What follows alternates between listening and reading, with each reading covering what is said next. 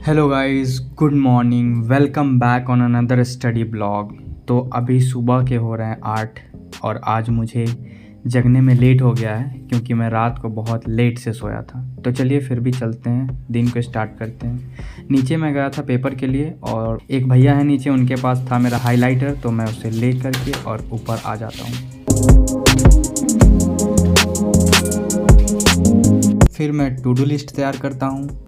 तो गाइज़ आज मैं थोड़ा लेट से उठा हूँ, इस वजह से मैंने आज का एक्सरसाइज स्किप कर दिया है और डायरेक्ट फ्रेश होके पढ़ने बैठ गया हूँ। तो फिलहाल अभी चलते हैं, अपना डेली का जो राइटिंग रूटीन है उसको कंप्लीट करते हैं। जो वाइट शीट पेपर है उस पर मेरा राइटिंग करना एकदम इम्पॉर्टेंट हो जाएगा। आगे मैं जो भी एनसीईआरटी का नोट्स बनाऊंगा या सब्जेक्ट्स का नोट्स बनाऊंगा तो सारे वाइट पेपर शीट पे ही रहेंगे।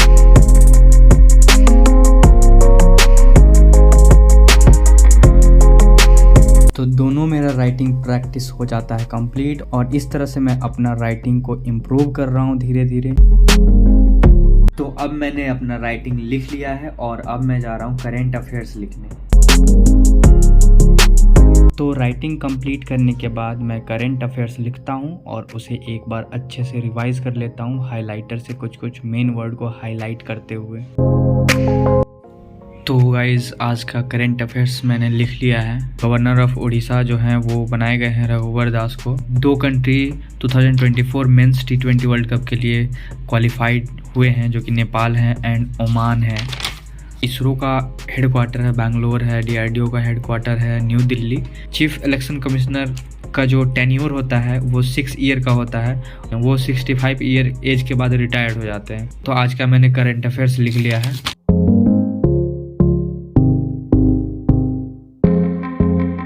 करेंट अफेयर्स लिख के और रिवाइज करने के बाद इंग्लिश में एक क्लोज टेस्ट बनाता हूँ और उसमें कुछ न्यू वर्ड्स रहते हैं, मैं उसे डिक्शनरी से सर्च करके पढ़ लेता हूँ। तो अभी मैं हिस्ट्री का चैप्टर 3 पढ़ने जा रहा हूँ, जो कि चैप्टर 3 है the rise and growth of British rule in India.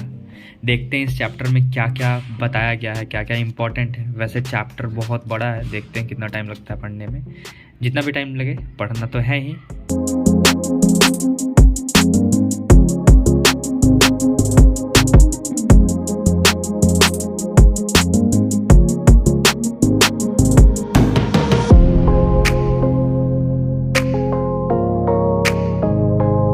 NCERT book में आपको कहीं भी मैप मिले उसे आप एक बार ज़रूर अच्छे से पढ़ना, क्योंकि मैप से डायरेक्टली क्वेश्चन बनते हैं। कि आप अगर प्रैक्टिस सेट बनाते होंगे उसमें आपको पता चलता ही होगा, या आप मेरे तरह बिगनर्स हो तो आपके लिए तो ये बहुत ज़रूरी है कि मैप देखना एकदम ही इम्पॉर्टेंट है।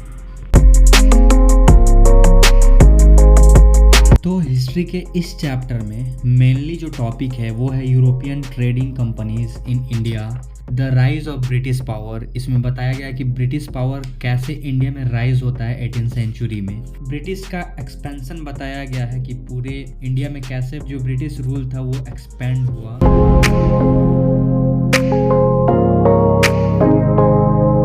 तो गाइज मेरा हिस्ट्री आज का टारगेट कंप्लीट हो चुका है, चैप्टर 3। चैप्टर 3 बहुत ही लंबा था, पढ़ते पढ़ते कभी मन कर रहा था कि अब छोड़ देते हैं, बाद में पढ़ेंगे, थोड़ा देर रुक जाते हैं, बट फिर भी मैं नहीं रुका हूँ, क्योंकि यही सोचता हूँ कि अगर एक चैप्टर मैंने स्टार्ट कर दिया है तो इस चैप्टर को कैसे भी एंड करके ही रुकना है। इससे क्या होता है कि अगर हम किसी चैप्टर को 50% पढ़ के छोड़ देते हैं तो फिर वो पढ़ने में अच्छा नहीं लगता है, या फिर बाद में लगेगा कि हम आगे क्या पढ़े थे, फिर अब क्या पढ़ रहे हैं समझ में नहीं आता है, थोड़ा बहुत उड़ जाता है माइंड से कि हम आगे रीड क्या किए थे पहले। इसलिए कोई भी चैप्टर शुरू करना चाहिए तो उसको एंड तक पढ़े, चाहे वो जितना बड़ा हो। इससे हमें और अच्छा होगा कि चैप्टर ज़्यादा अच्छे से समझ में आएगा। तो अब मैं पॉलिटी का चैप्टर 4 पढ़ने जा रहा हूँ, अंडरस्टैंडिंग लॉ। इसमें देखते हैं क्या क्या चैप्टर में दिया हुआ है। तो इस चैप्टर में दिया हुआ है कि जो लॉ होते हैं किसी कंट्री में वो क्या सब पीपुल पे इक्वल अप्लाई होते हैं, और इस चैप्टर में ये भी बताया गया है कि लॉ कैसे फॉर्म होते हैं। और सबसे बड़ा जो इम्पोर्टेंट रोल प्ले करता है किसी भी डेमोक्रेसी कंट्री में वो पार्लियामेंट रोल प्ले करता है किसी भी लॉ को बनाने में।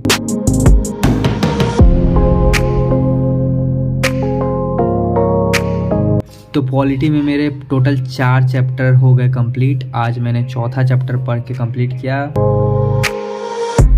फिर मैं इसके बाद आज का न्यूज़पेपर पढ़ लेता हूँ। आज मैं न्यूज़पेपर में बस हेडलाइन पढ़ता हूँ, एडिटोरियल को आज नहीं पढ़ता हूँ। एडिटोरियल मैं कल पढ़ूँगा।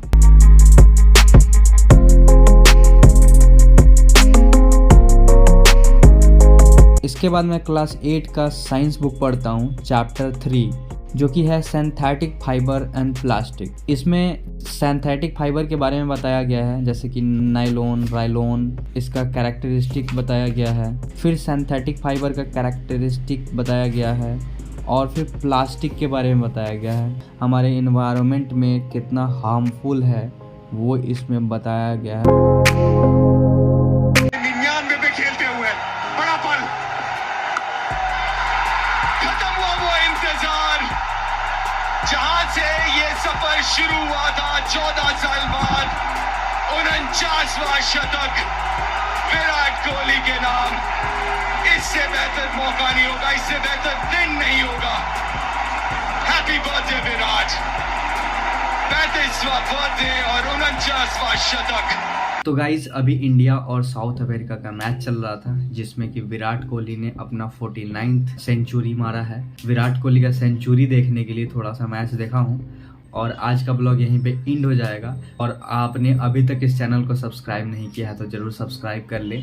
फिर मिलते हैं किसी नेक्स्ट ब्लॉग में, तब तक के लिए bye, good night, take care.